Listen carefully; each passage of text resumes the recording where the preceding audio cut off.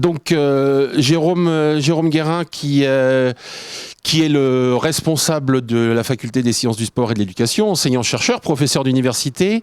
Donc comme les questions qui se posent, alors on a essayé, il s'en pose plein de questions, hein, vous verrez, on s'en pose plein, mais on a essayé dans la diapo de se concentrer sur les éléments surtout d'actualité dans l'actualité des chercheurs.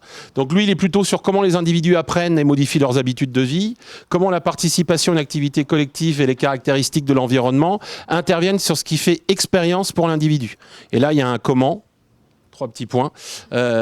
Donc, ces objets d'étude, c'est surtout la construction de l'expérience et les transactions interindividuelles. Donc, il est basé sur des méthodes qui sont qualitatives. Comme on vous l'a dit tout à l'heure, on a commencé à parler des méthodes qualitatives et quantitatives, empiriques, collaboratives et longitudinales. Alors, ces terrains, c'est l'enseignement supérieur, la santé, le sport de haut niveau. Vous verrez avec lui plus particulièrement sur quoi il a pu travailler.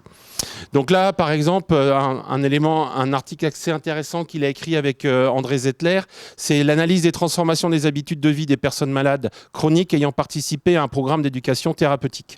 Il a suivi en fait des malades qui étaient suivis dans le cadre de leur maladie chronique, et il s'est rendu compte comment ces malades en fait par leur maladie et le suivi qu'ils avaient rentraient aussi en formation et se construisait aussi une autre posture.